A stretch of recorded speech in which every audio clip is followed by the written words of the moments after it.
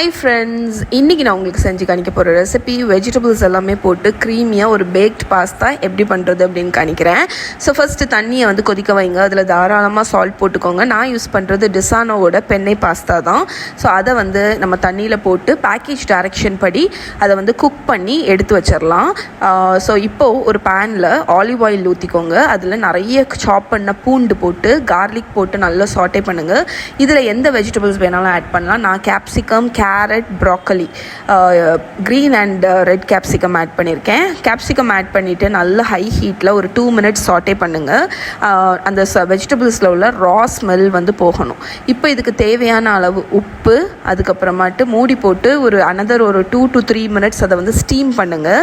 இப்போ அந்த வெஜிடபிள்ஸ் வந்து நல்ல ஸ்டீம் ஆகிருக்கும், கொஞ்சம் குக்கும் ஆகிருக்கும். இந்த டைமில் நம்ம ஹர்ப்ஸ் எல்லாம் ஆட் பண்ண போகிறோம். ஸோ ரெட் சில்லி ஃப்ளேக்ஸ், பேசில், அதுக்கப்புறம் ஆரிகானோ. நீங்கள் உங்களோட ஃபேவரட் ஹர்ப்ஸ் ஆட் பண்ணலாம். இட்டாலியன் சீசனிங் கூட ஆட் பண்ணிக்கலாம்.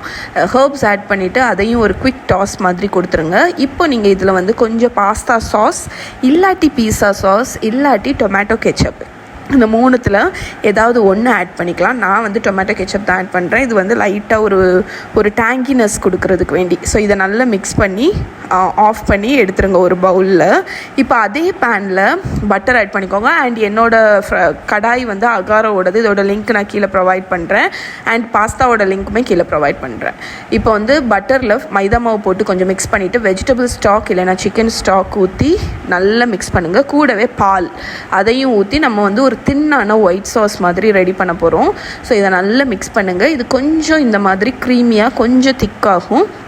திக்கானதுக்கப்புறமாட்டு இதில் கொஞ்சம் salt and white pepper powder போட்டு மிக்ஸ் பண்ணி அடுப்புலேருந்து எடுத்துருங்க. இப்போ இதில் வந்து நம்ம சாட்டே பண்ணி வச்சுருக்கிற அந்த வெஜிடபிள் மிக்ஸ்சர், அதுக்கப்புறம் நம்மளோட பாஸ்தாவையும் வந்து வடிகட்டி டைரெக்டாக இதிலையே ஆட் பண்ணிடுங்க. ஆட் பண்ணி நல்லா டாஸ் பண்ணுங்கள். ஸோ இப்போ வந்து இதில் வந்து உங்களோட ஆப்ஷனல் தான். என்னென்னா இதை நீங்கள் மிக்ஸ் பண்ணி அப்படி டைரெக்டாக சர்வ் பண்ணலாம். ஜஸ்ட் ஒரு வெஜிடபிள் க்ரீமி பாஸ்தா மாதிரி இருக்கும். பட் இதை வந்து நீங்கள் பேக் பண்ணணும் அப்படின்னு நினைக்கிறீங்கன்னா நம்ம மிக்ஸ் பண்ணி வச்சுருக்கிற இந்த பாஸ்தாவை ஒரு அவன் சேஃப் டிஷ், ஒரு பேக்கிங் டிஷ்ஷில் வந்து இந்த பார்த்தீங்களா, இதை நீங்கள் இப்படியே சர்வ் பண்ணிடலாம். ரொம்ப நல்லாயிருக்கும், க்ரீமியாக இருக்கும், ரொம்ப நல்லாயிருக்கும். ஸோ பேக் பண்ணணும்னு நினச்சிங்கன்னா இதை ஒரு அவன் சேஃப் டிஷ்ஷில் போட்டு மேலே சீஸை போட்டு 200 degrees Celsius அவனில் ஒரு 20 to 25 minutes வந்து பேக் பண்ணி எடுத்துட்டிங்கன்னா உங்களோட பேக்ட் பாஸ்தா ரெடி. ஸோ இதை கண்டிப்பாக ட்ரை பண்ணி பாருங்கள். ரொம்ப ரொம்ப யம்மியாக இருக்கும். குழந்தைங்களுக்கு ரொம்ப பிடிக்கும்.